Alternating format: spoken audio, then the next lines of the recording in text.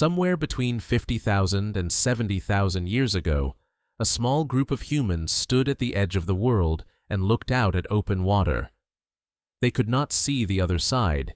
They had no maps, no compass, no guarantee that anything existed beyond the horizon. And they got in anyway. What happened next is one of the most audacious, most dangerous, and most consequential journeys in the entire history of life on this planet. And almost no one knows it happened. The crossing of open ocean by early modern humans is not a footnote. It is a revolution. Because water is not like land. You cannot stop walking when you are tired. You cannot forage when you are hungry. The ocean gives you nothing. It only takes. And yet, the genetic and archaeological evidence is now clear. Humans crossed open stretches of sea at least 65,000 years ago, reaching Australia long before they reached Europe. Let that land for a moment. The first humans to reach an entire continent did not walk there. They sailed. Archaeologist Chris Clarkson at the University of Queensland has dated stone tools found at Majid Baby Rock Shelter in northern Australia to at least 65,000 years ago. At that time, even with sea levels lower than today, reaching Australia required crossing at least 90 kilometers of open ocean. There was no land bridge. There was no accident. This was intentional, planned, organized, executed by people your history class almost certainly never mentioned. Who were they? They were anatomically modern humans, people who looked like you, people with your cognitive capacity, your imagination, your ability to plan for a future you cannot yet see. They almost certainly built watercraft, simple ones perhaps, bamboo rafts lashed together with plant fiber, log outriggers, but engineered objects, built with purpose, launched into the unknown. Think about what that required.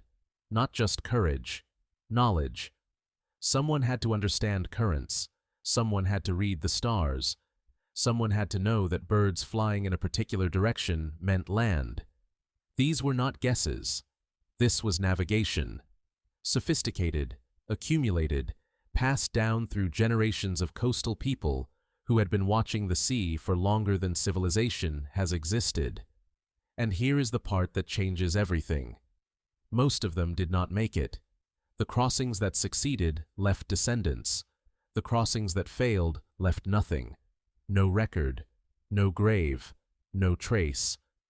For every group that reached the far shore, an unknown number of groups vanished into the water, and the ocean kept their names forever. Your existence, right now, is in part a product of the ones who made it. The survivors, the lucky, the skilled, the ones whose raft held together one more day, whose star reading was accurate enough, whose children's children eventually walked off a beach onto a continent no human had ever touched.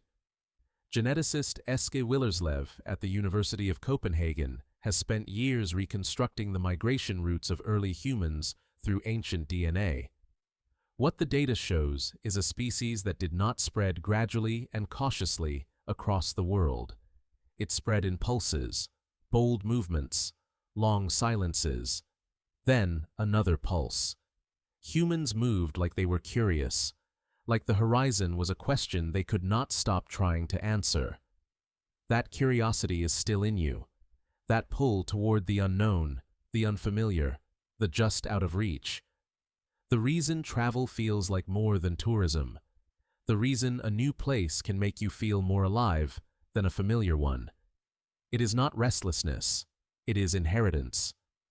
The first ocean crossers did not leave diaries. They left you. And somewhere in the part of your brain that still lights up when you stand at the edge of something vast and unknown, they are still there, looking out at the water, deciding to get in.